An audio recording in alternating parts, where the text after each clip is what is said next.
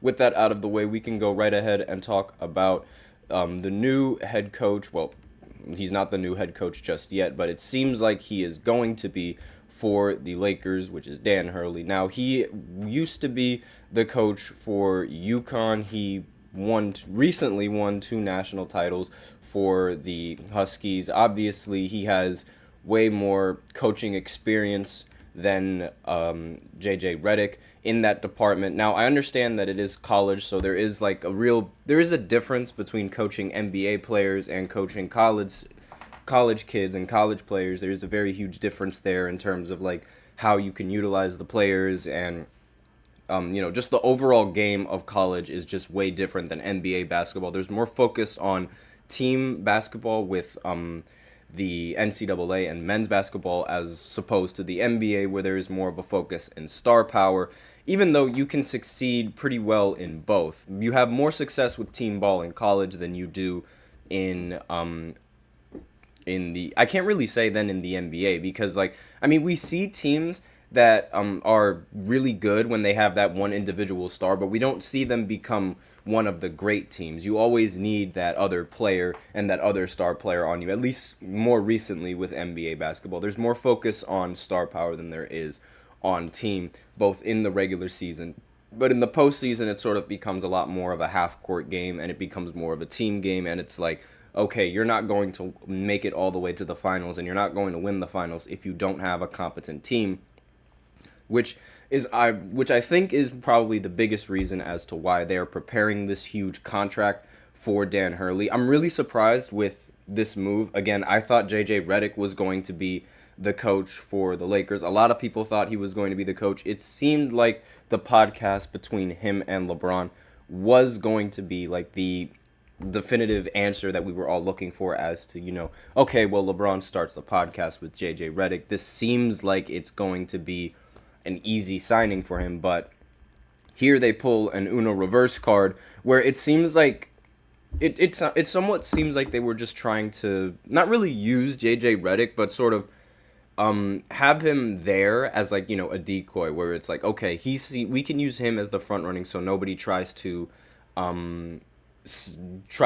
understand exactly what we're really trying to be doing. Like, that could be, again, it's just a theory, because in reality, this was just Uno reverse. Yesterday we thought it was JJ Redick, and now out of nowhere we are seeing that it's a completely different coach. I'm just grabbing my charger from my phone so that way I could go ahead and look at the notes that I have set for this segment. But again, his head coaching career, he's been very successful. His record as a head coach is 141-58 with 6 seasons with UConn, and again, back-to-back titles. Very, very impressive, despite the fact it doesn't matter whether they're college or whether they're NBA or whether it's high school. If you win back-to-back titles, it's obviously it's cemented in history, and it's one of the things that is never going to be forgotten, especially from in the area where I go to college in as well. A lot of people really like the Huskies. They're a very popular team. He's a very popular coach, and it's going to be it doesn't seem like he's going to take another another position.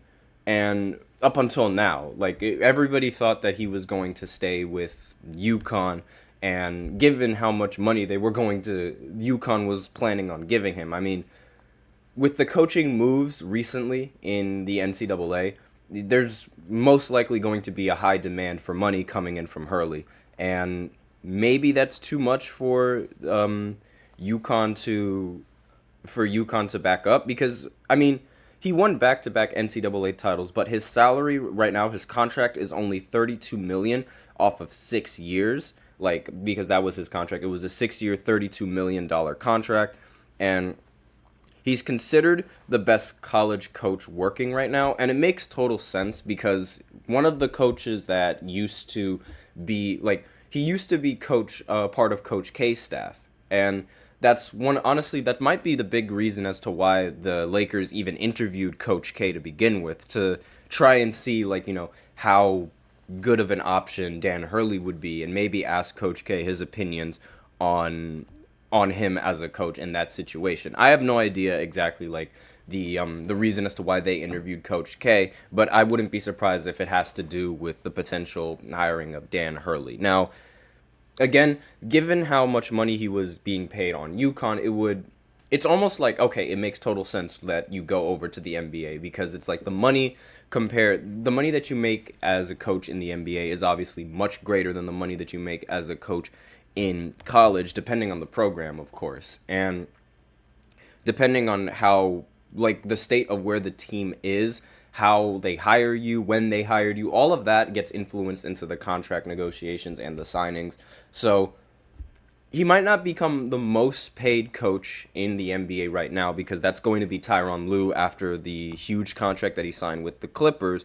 But I wouldn't be surprised if he's going to make so much more money than what he was making on UConn. So I'm just going to go ahead and refresh Twitter for a few seconds just to see if there's an actual update on exactly how his Lakers contract is going to be constructed, because there was only word on him being the front runner. There wasn't word on any sort of contract, like legitimate deals in the contract, if that makes sense. So it's like there's not an official contract out there yet. They're still working on it. They're still finalizing it from what I know. So it doesn't seem like we're going to get an update right now. I do not expect a contract update to be given out right now. So this is sort of the only information that we have. Is this a W? Is this an L? Let me know what you guys think of that in the comments. If you guys think, this is a good move for the Lakers, definitely. I personally think it's a much better option to go with a coach that actually has more experience, because granted, it's college basketball, so the experience is different. But still, LeBron is a huge fan of how he ran the UConn offense. UConn's offense was insane in the NCAA tournament last year. I mean, well, technically, I guess this year. And they seemed to be, they were a unit. They were so good, in fact, that there was even a debate on whether or not UConn would be able to beat the Detroit Pistons in the NBA. That's how good the team was. And part of that has to do with it has to do with the coaching scheme. I feel like coaching is one of the most underrated but the most useful thing you can have in a college program.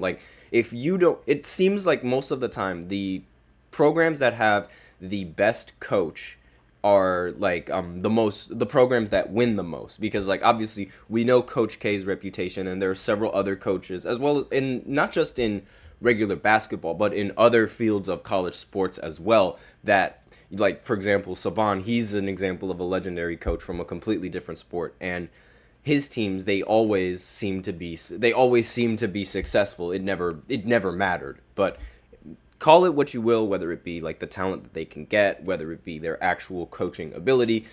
I think it's just too much of a coincidence not to say that coaching has a huge impact in college. But that's all I have on this first segment. So now we will go ahead and go into the second segment, where we shift over to WNBA basketball, and we talk about Cheryl Reeves. She's the WNBA head coach of the Minnesota Lynx, and she recently just broke the second place record for most wins as a WNBA coach. So I will be right back after this short break. Be sure to stay tuned for that. I feel like I'm losing my mind. Is everybody in the world blind? Please, Lord, give me a sign, a sign. I feel like I'm losing my mind. Is everybody in the world blind? Please, Lord, give me a sign, a sign. I wanna be the greatest. Everybody on the fake shit. I look around and feel like everybody is the fakest. I make this every day and I'm impatient, hoping one day I blow up from the basement. Statement, the top is so vacant. I don't hear shit that I think is amazing. Waiting for my day when I'm playing sold out shows for 1,000 faces. Hey, give me that crown, get in my way and to be put down. It ain't your place, all this my town. If I want that shit, then I'll get it right now. I'm losing it, the noose it fits. I'm losing shit, a stupid myth. You choose to live or choose to dip. You choose to fight or lose your grip and lose a gift. I feel like I'm losing my mind. Is everybody in the world blind? Please, Lord, give me a sign, a sign. I feel like I'm losing my mind. Is Is everybody in the